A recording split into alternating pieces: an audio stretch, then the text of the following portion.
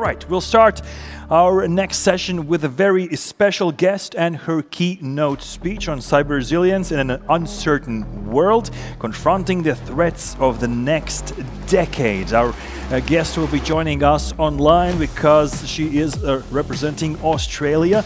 Australia is taking a whole nation approach to building cyber resilience, building capacity, and seeking to shape the international efforts to meet the global challenges that we are facing wherever we are. So, joining us online with her extensive background in cybersecurity, working with international partners, government and industry, let's welcome to CyberChess, Australia's Ambassador for Cyber Affairs and Critical Technology, Miss Jessica Hunter. A round of applause. Welcome, Jessica, to CyberChess. Oh, thank you so much, and good afternoon, everyone. Greetings from Australia. As mentioned, I'm Jess Hunter, and I'm Australia's Ambassador for Cyber and Critical Tech. It is my pleasure to be here with you all today and to provide effectively some framing insights and share an Australian perspective ahead of the panel. I am sorry that I'm not there in person with you all, and it would have been a much more civilised hour if I was, but please bear with me this evening. I also do extend my thanks to the Ministry of Defence for the invitation to set the scene for this strategic session this afternoon. So I thought this afternoon I would share with you a bit of my journey in cybersecurity, specifically the threat changes I've witnessed, and to share how Australia is using a broad toolkit coupled with our partners to foster resilience, particularly in the Asia-Pacific region, despite the uncertain world that we're living in. And a key theme you'll hear me talk about in today's speech is the partnerships with friends and allies being more critical more than ever now, and effectively that we are not to leave anyone behind in the quest to achieve cyber resilience. And so with that bit of framing, a bit about me, I've spent the last 20 years as an incident responder, a VR researcher, an advocate for cyber uplift programs, and I've seen the cyber community move from a reactionary response posture to focus more on core resiliency and hardening. And I've led and responded way too many national incidents to count, and have assisted government and industry to work through the usual cycle of a crisis to the response to then rebuild and revalidate controls. And I've seen cyber be used recently to shape geopolitical outcomes. I've briefed boards on really clear messages to ensure cyber is not considered just a technical problem, and it's not a set and forget, but is really a whole of agency and whole of nation responsibility. And over this time, I've learned no one is immune, no entity is immune. Defenders really need to harden all surfaces, whereas we all know an attacker needs to only find that one weakness or that one vulnerability. So us defenders really cannot do this alone. We need the scale and the strength of partnerships, industry, government, law enforcement, and across borders with our partners, many of whom are in the conference sitting in here today. So with that framing, I'll share Australia's perspective. And we'll see whether the evolving threat that I see across my landscape. And I'm sharing this for you to consider any commonalities that you also see across the networks that you may be monitoring or responsible for in your countries, or also how adversaries are using some of these weaknesses to achieve some of their own political goals. So no surprise, in today's hyper-connected world, cybersecurity has become a central pillar, but it's a pillar now of resilience, economic stability, sovereignty, and very clearly in the last few years, national security. In my mind, gone are the days when cybersecurity was really the sole remit of an IT department, and the rise and increasingly sophisticated attacks coupled with mounting geopolitical tensions really demands that fundamental shift in strategy. And cybersecurity in this regard is integrated as a critical component of global stability.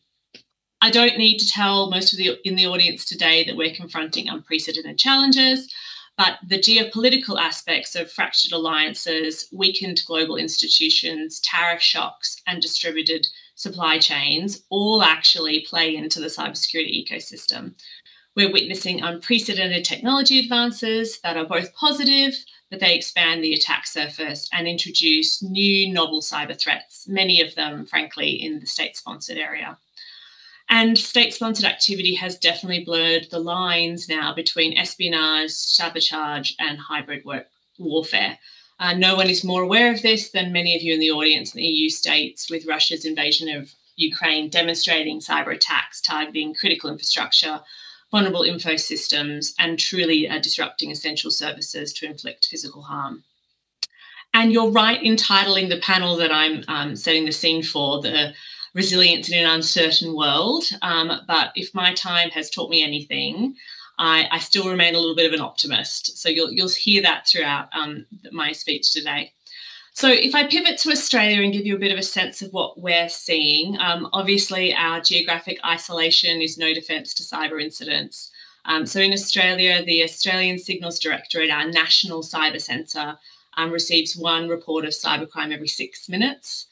State-sponsored cyber actors continue to pose a serious and growing threat, and particularly, like many of those in the audience, they target networks operated by Australian governments. We've seen them pre-position in critical infrastructure and businesses, and some of these are opportunistic, but some are also targeted. If I reflect on the last 2 decades in cybersecurity, where I've been fighting hand in hand with some of the malicious cyber actors, I have seen a shift in recent times. And just listening to the podcast just before I came on, I can see some reflections from some of those panel members as well. But I talk about 3 S shifts: scale, sectors, and severity. The first is a shift in scale of the malicious activity, and that's also the scale of harm. The time from known vulnerability release to compromise is counted in seconds now, no longer days or hours. And the impact and scale of the data breaches which we've seen have long-term consequences for future compromises. We've seen AI expedite this further. And in one specific example, close to home in Australia, a ransomware attack resulted in about 6.5 terabytes of data being exfiltrated, but impacted nearly 13 million Australian customers in terms of their health-associated data. And that continues to impact those customers years after those types of data breaches come out. The shift in sectors is really the hit in the malicious activity away from what would be traditionally seen as attacking government or high entities in critical infrastructure. We've now seen in the last year in Australia a significant increase in ransomware against different sectors, particularly the healthcare sector. In fact, in the last year of 24 to 25, ransomware incidents against the health sector doubled in numbers that were reported to our National Cyber Centre. So a direct impact to our citizens, which brings that economic resilience thread and that national security thread to the bear. We've also seen a shift in the third S, which is severity of activity. Gone are the days, and I know others have reflected on this already in the conference, of the sort of quiet espionage intrusions, infiltrating networks and dwelling for years, and then stealthily exfilling data. The greatest shift I've witnessed is really that disruptive nature of the incident, the disruptive, hello, I'm here on your network and want to take action. And most of you in the audience might instantly think of ransomware attacks when we talk disruptive. Yes, frankly, it is continuing to be the most disruptive type of attack in Australia, with nearly 46% of incidents reported associated with ransomware. But actually, we're seeing a real increase in denial of service attacks, almost a 280% increase in DDoS attacks in the last year. And whilst from a technical perspective, not very sophisticated, the impact that it has to confidence of citizens and key services has a significant severity score around the harm caused. And as I mentioned earlier on the scale, I mentioned data breaches. I feel like in Australia, we've entered the era of data breaches. So we've been a victim of many high-profile data breaches in the last few years. And I might just briefly touch on 4 of them because they do illuminate the sort of national security resilience piece that I'll talk about throughout the speech. First is a major telco company, Optus's data breach in 2022 with a misconfigured API, which led to the exposure of personal information of nearly 10 million customers. The second was a major health insurance provider, Medibank, breach in 2022. A ransomware attack exposed sensitive medical and personal data of 9.7 million customers, with the data eventually released on the dark web after the ransom demand was not met. We then in 23 saw the Latitude financial data breach, and this impacted over 14 million individuals across Asia Pacific, but specifically Australia and New Zealand. And then most recently this year, a major airline data breach, personal data of almost 6 million customers, 5.7 million customers stolen through a third-party platform, which was breached by hackers. So you'll see a trend. None of these were sophisticated O-days, and this is a trend I know many of you in the audience have discussed. These will result in some instances of basic hygiene being taken advantage of when it wasn't to the right level, and very common vulnerabilities which have been around for many, many years. Nearly 2/3 of the Australian population have been impacted by a cyber incident, and I reflect on these incidents because actually there have been quite hard lessons for Australians. They have brought to the forefront and centre the risks posed by cyber incidents and the value of PII data. And I flag them because as a result of these, we've really changed in Australia how we handle cybersecurity resilience and how it's shifted into a key government priority, which has changed the toolkits that we are using. So to the panel's questions around resilience in an uncertain era, I thought I'd pivot to my optimistic side and just share with you what Australia's government response has been, what's changed in our toolkit, and what we're rethinking in terms of cybersecurity, particularly as a fundamental now of national prosperity in this uncertain time. So with the backdrop of understanding some of those major incidents, Australian government took a forward-leaning approach with our cyber resilience toolkit. We're taking a holistic whole of economy approach, looking at domestic regulatory approaches to strengthen resilience, as well as international capacity building efforts to protect our closest neighbours from the spread of some of these cyber threats and trends. The Australian government adopted a 2023 to 2030 Australian cybersecurity strategy, which, as I mentioned, is a whole of nation, but really a roadmap which makes us become a world leader in cybersecurity by 2030. But importantly, it recognises the layered approach to cybersecurity and a layered defence mechanism. Strategy has 6 cyber shields, and none of these will be a surprise, but I flagged them because at a government level that we've captured all the different layers. First is strong businesses and citizens. Second is safe technology. Third is world-class threat sharing and blocking. Fourth is protected critical infrastructure. Fifth is sovereign capabilities. And the sixth one, which I'll discuss a little bit in more detail, is a resilient region and global leadership. Importantly, our strategy doesn't sit on the shelf like many business continuity plans for those who haven't been impacted. It's structured around 3 action horizons, the first being to build those foundations, the next being to scale our maturity, and the third to position Australia as that cyber leader, particularly in the Asia-Pacific region.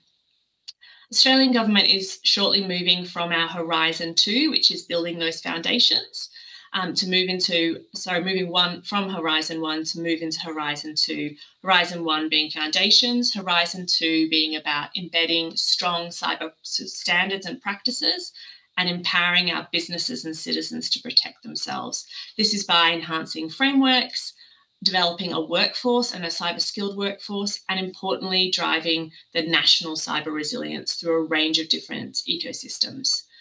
The shift really makes it clear to the Australian audience, but those in our region as well, that quick defences are giving way to a cultural and systemic resilience pivot, where prevention begins well before technical standards are set.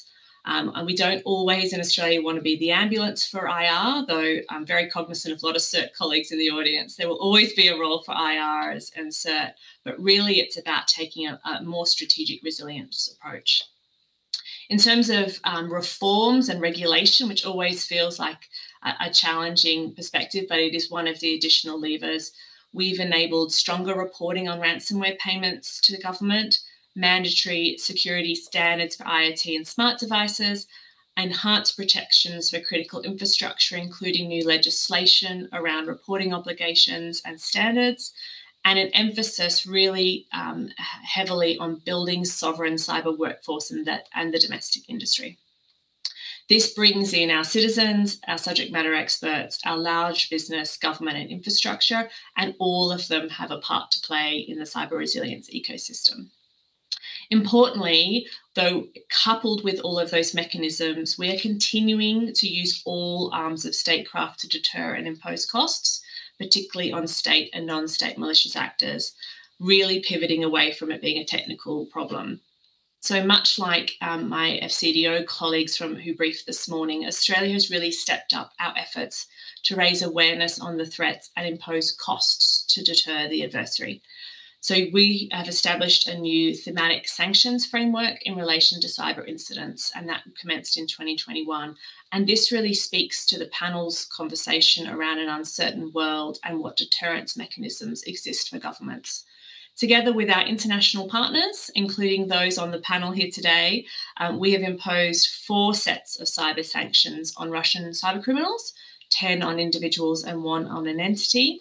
And since the beginning, we've lost power in Australia. Give me one moment. There we go. I'm sure this is like everyone else in their office late at night. And since the beginning of 2024, with tangible impact, we can see that the costs and reputational effects of our cyber criminal ecosystem have been damaged as a result of some of those sanctions. In the same period, Australia joined and supported 9 attributions of malicious cyber activity against state-based or backed or state-affiliated actors, and we led a technical advisory co-sealed with Five Eyes partners, Germany, Japan, and the Republic of Korea, all of which attributed malicious cyber activity to state-backed actor APT40, including issuing statements of support for attributions made by partners.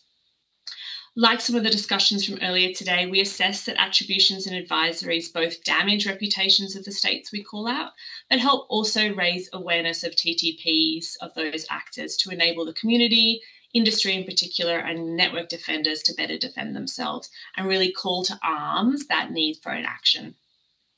With these cyber threats set to increase, Australia will continue to deepen our collaboration with existing and international partners on cyber defensive measures and deterrence measures, including attribution of malicious cyber activity, and we'll continue to issue cyber technical advisories to share, as well as further implementation of our sanctions. But we're also very cognizant that as we continue to build these efforts, we need to build a broader coalition of international partners, and that includes many of the EU nations present, Pacific and Southeast Asia, any of whom are willing to join our deterrence activities. I should say, when we talk deterrence and all levers available for resilience, the other really critical lever is multilateral processes on cyber. And whilst these are much longer term approaches, they are working and they remain critical, and they're still one of our diplomacy levers in terms of enabling global resilience.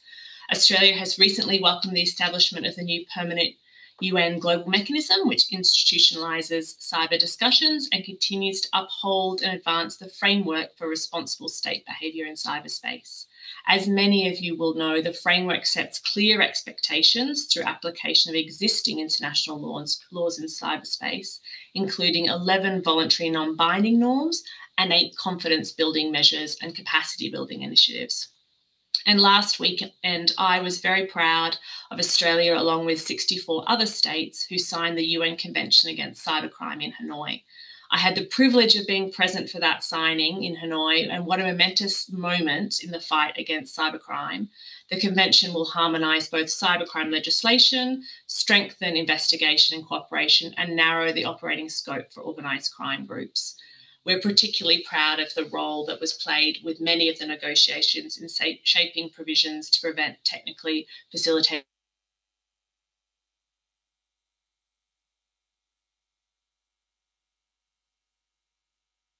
toolkit in terms of cyber resilience. I do also want to turn to my own backyard now, which is very far away from many of you over in Europe. And that backyard is the Indo-Pacific and the Asia-Pacific, which really is in a very interesting timeframe in terms of their digital competition at the moment. In recent years, Southeast Asia has been one of the fastest growing global regions, and all its settings: demographics, economic openness, political stability, and ambition. It means that it will drive global economic growth through to 2040 and beyond. And the Pacific component of that is navigating a digital transition that will shape their economic development, national security, and geopolitical alignment. The question is no longer whether they will connect in the digital world, but with whom.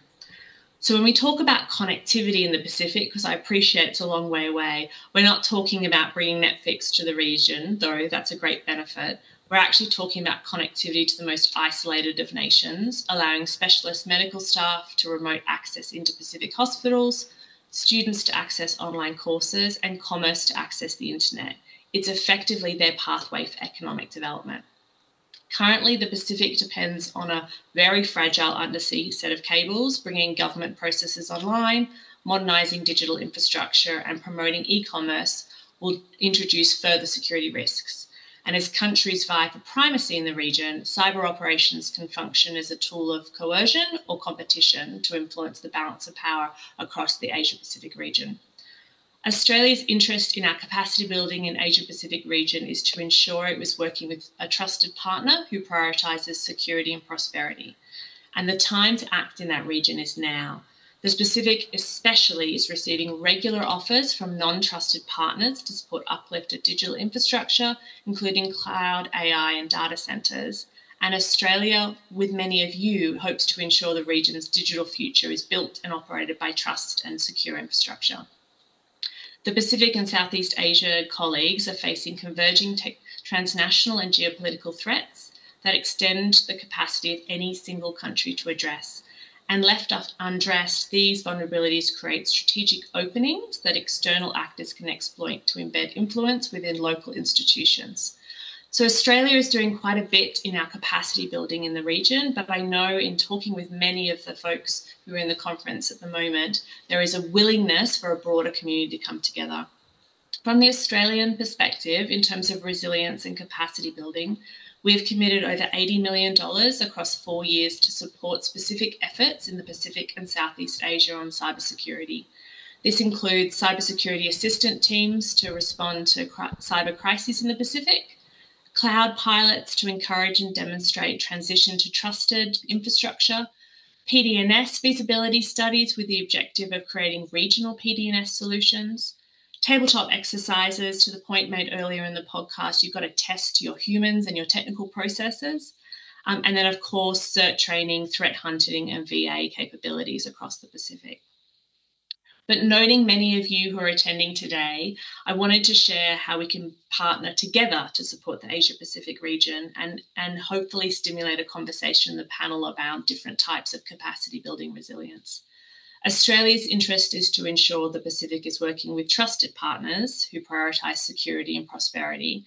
If Australia and our partners don't fill this gap, it does leave a vacuum.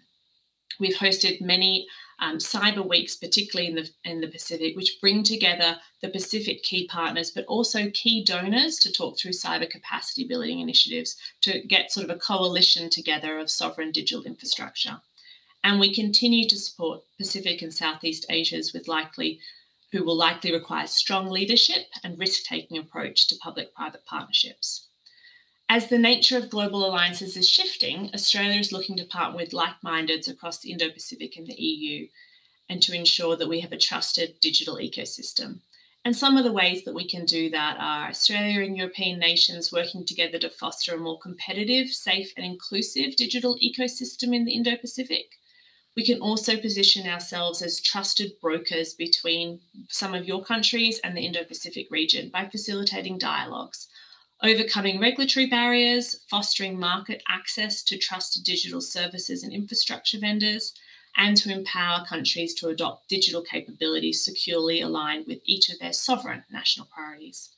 So you've heard a very key theme throughout most of my discussion this afternoon, which is around partnerships, remaining that key to building resiliency. So as I circle all the way back to the beginning, as I mentioned to you, the 3 S's, there's a change in scale, a change in sectors, and a change in severity of the threats that we're all up against. This new era of rapidly evolving cyber capabilities, artificial intelligence, and other technologies is changing the nature of the geostrategic competition more fundamentally than at any other point in history. But we aren't alone. With a partnered approach, we can counter these threats, but we need to send in the incident response ambulance. We need to scale our diplomacy to capacity build our regions, and the solutions need to be all-encompassing of a toolkit available. A layered approach, so our incident responders aren't the only ones on the front lines. Our diplomats, our industry, our regulators, and our law enforcement also have a role to play. We actively encourage supporting multilaterals and the collective action to maintain a secure cyberspace and partnerships. These need to remain both global and regional. I trust the panel members are hopefully now warmed up and ready to start the debate, and I look forward to continuing to partner with many of you as we consider what cyber resilience looks like in an uncertain world. I challenge you too to be a little bit of an optimist like me. Thank you all. Thank you, Jessica. A round of applause. A round of applause is due. I'm happy that you're okay. At one point I thought hackers were getting to your electricity system, but internet is good, electricity is good, so we are ready to go to our Q&A. We got a few interesting questions. Let's take this one. What's the proportion for tax, government versus companies? What is targeted most? That's a great question. It's a little bit of a balance and it changes over the years. I would say at the moment in Australia, we recently released our Australian Cyber Threat Report, and the bulk of attacks that we're seeing are actually hitting industry. So it's the private sector that we're seeing in terms of volume and scale. Mm-hmm. Would you say that is the biggest difference when it comes to geographical location, as we are located next to our threat actors? You seemingly, when looking at a map on a island, on a protected land far away from threat actors, what would you say are the biggest differences when it comes to this? Or nowadays, it doesn't matter where you are, we're all in the same boat? I would say we're all in the same boat. I often say I'm at the very bottom of the internet, but that doesn't stop any of the cyber criminals or state actors. There's no boundaries in the digital environment. Mm-hmm. Sadly for us, an isolated Australia would have been helpful from a cyber perspective, but no change there. Mm-hmm.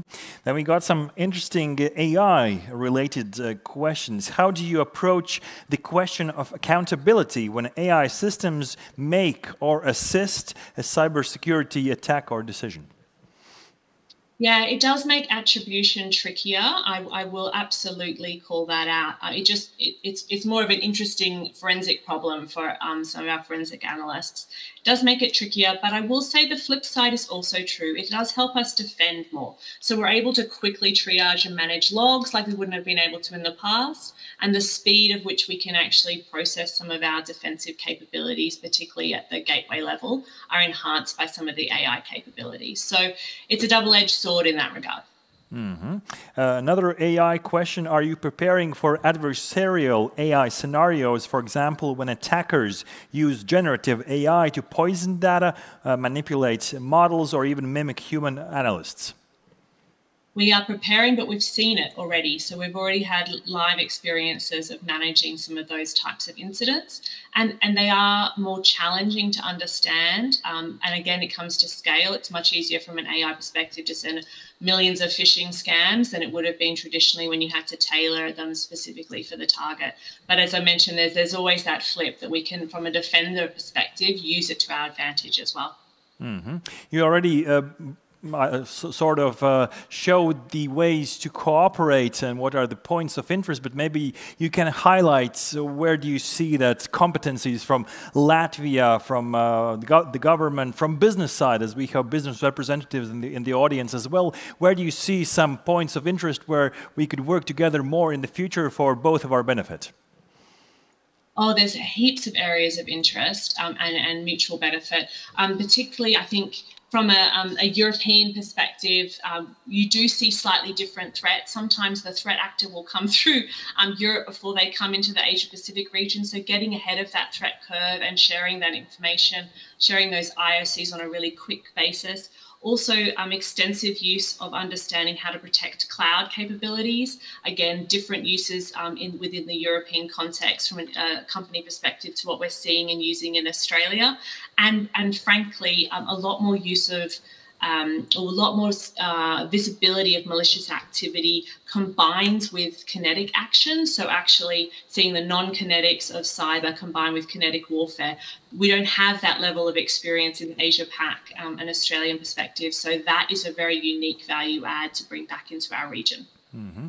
Jessica, I have to thank you for Australia being so much a part of the EU, not just Eurovision, a country participating there, but also sharing our common vision of a united front against cyber threats. So, ladies and gentlemen, please, a round of applause to our dear guest, Jessica Hunter, Australia's Ambassador for Cyber Affairs and Critical Technology. Thank you, Jessica, and I hope you enjoy the rest of the event.